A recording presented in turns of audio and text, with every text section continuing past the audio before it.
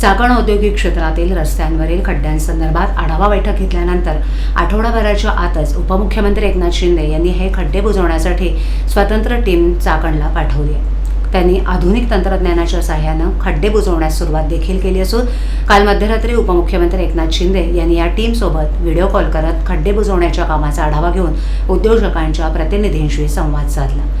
यावेळेला त्यांनी चाकणमधील रस्त्यांवर पडलेले खड्डे प्रीकास्ट आणि पॉलिमर टेक्नो पॅच पद्धतीनं दुरुस्त करायला सुरुवात केली असून त्यातून उद्योजक आणि स्थानिक नागरिकांना लवकरच दिलासा मिळेल असं उपमुख्यमंत्री एकनाथ शिंदे यांनी स्पष्ट केलं.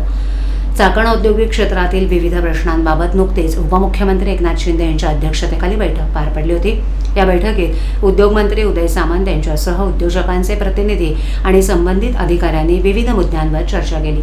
यावेळेला स्थानिक उद्योजकांना भेडसावणारे प्रश्न हे कालबद्धरित्या सोडवण्याचं निश्चित करण्यात आलं होतं. यात प्रामुख्यानं या औद्योगिक क्षेत्रातील रस्त्यांवर पडलेले खड्डे आणि त्यामुळे होणारी वाहतूक कोंडी याबाबतही बैठकीत चर्चा करण्यात आली. यावेळेला शिंदे यांनी नवीन तंत्रज्ञानाच्या मदतीनं खड्डे बुजवावेत असं सुचवलं होतं. मात्र तेवढ्यावरच न थांबता त्यांनी स्वतः पुढाकार घेऊन प्रत्यक्ष कृतीला सुरुवात केली. चाकण परिसरात रस्त्यावर पडलेले खड्डे तातडीनं भरता यावेत आणि लोकांना तातडीनं दिलासा देण्यासाठी त्यांनी CNC कंपनीचे सत्या लांडगे यांच्यासोबत आपली एक टीम चाकण इथे पाठवली होती. या टीमनं रस्त्यांची पाहणी केल्यानंतर त्यांना रस्त्याच्या कडेकडील भाग तिथे मोठ्या प्रमाणावर खड्डे पडल्याचं निदर्शनास आलं.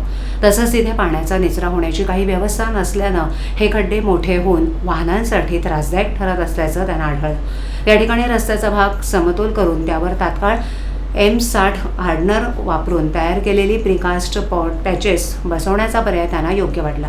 त्यानुसार तात्काळ तिथे हे पॅचेस बसवण्याचं काम सुरू करण्यात आले. कालच हे पॅच चाकण इथे पाठवून प्रत्यक्ष खड्डे बुजवण्याच्या कामाला सुरुवात करण्यात आली आहे. यातील प्रत्येक प्रीकास्ट पॅच हा 4 टनाचा असून या मार्गावर 50-60 टन वजनाचे ट्रक ट्रेलर वाहून नेले जात असले तरी त्यांचं वजन झेलण्याची क्षमता या प्रीकास्ट पॅचमध्ये आहे. त्यामुळे येत्या काही दिवसातच हे पॅचेस बसवून तात्काळ रस्ता करून त्यावर वाहतूक सोडता येणं शक्य होणार आहे. त्यासोबतच तसंच M60 विथ हार्डनरचा वापर करून रस्त्यावरील अन्य खड्डे बुजवल्यास मुख्य महामार्गावरील वाहतूक देखील सुरळीत करता येणं शक्य होणार आहे.